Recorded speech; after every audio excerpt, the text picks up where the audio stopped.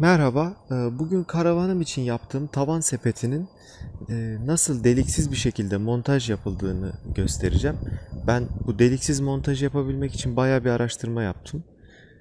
Çünkü bu basit bir şey değil. Türkiye'de çok uygulayan yok. Bir iki kişi de gördüm ama onların da yaptığı işlemin bana sağlıklı gelmedi açıkçası. Sonuçta ben buna tenteyi de ekleyeceğim. Şu andaki yaklaşık ağırlığı 55 kilo. Tente ile birlikte 85'i falan bulacak. 85 kiloluk bir şey koyduğunuz zaman bunun sağlam olmasını istiyorsunuz ve her şeyden önemlisi insanlara can ve mal güvenliğini sağlamanız lazım. Sizin aracınızdan kaynaklanan bir kazanın gerçekleşmemesi için. Şimdi ondan bahsedeyim. Arkadaşlar şu şekilde bir sistem var. Yani burada bir 4 milimlik bir profil var. Bu profil içi yarıldı şu şekilde. Ben bunun kullanılmamış parçasını da göstereceğim size. Kenarları silikonla dolduruldu. İçine pas boyası atıldı. Yan taraflardan iki vida bu ortadaki şeyi sıkıyor arkadaşlar. Biraz sonra ekranda yanda paylaşacağım.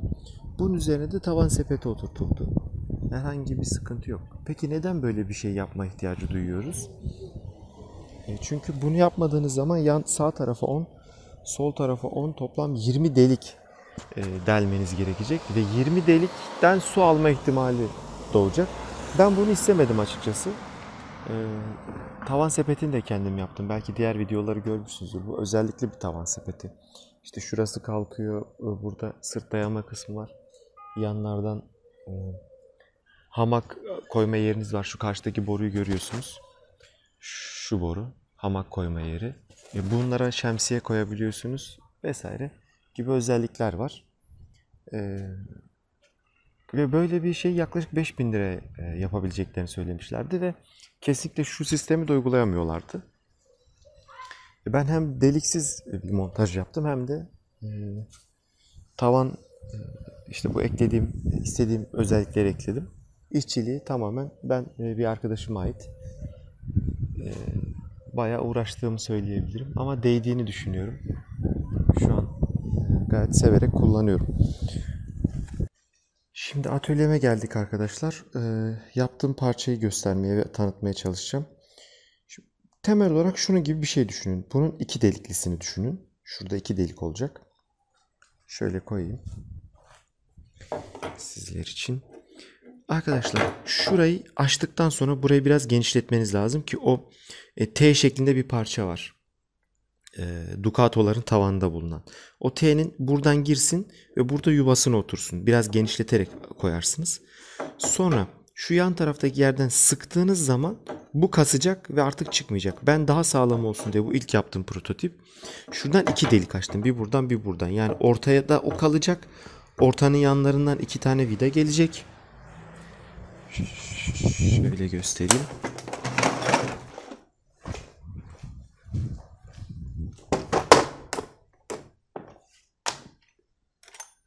Yani şunu koyduğunuz zaman şu şekilde o ortada da şuradan girdi ya, kafası şurada kaldı, şunun üzerinde kaldı.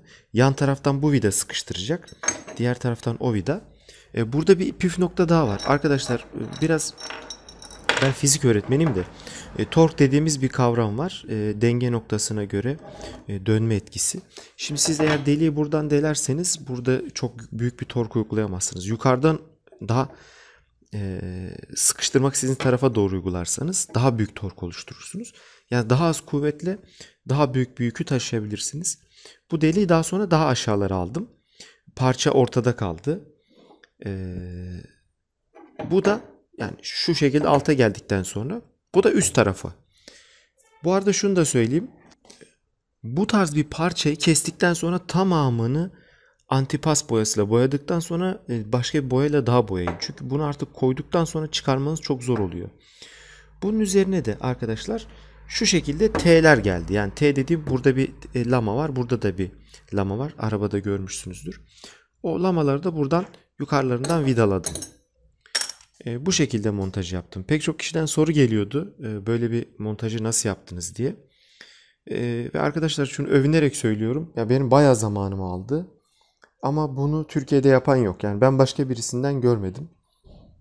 Yurt dışında yaşlı bir amca yapmıştı. O da alüminyum boru kullanmıştı. Çok güneş panellerini tutturabilmek için. Ben de bunu demire çevirdim.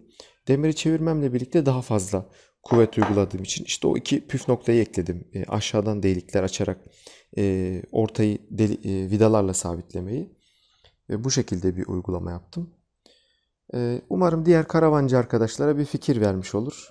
E, Güle güle kullanırlar. İyi ki tavan sepeti yaptım. Seyir terası yaptım. Çok hoşuma gidiyor. Diğer videolarımı izlerseniz zaten standart bir tavan sepeti de yapmadım. Onda da bir sürü yenilik var. E, Umarım faydası olur size. Hoşça kalın.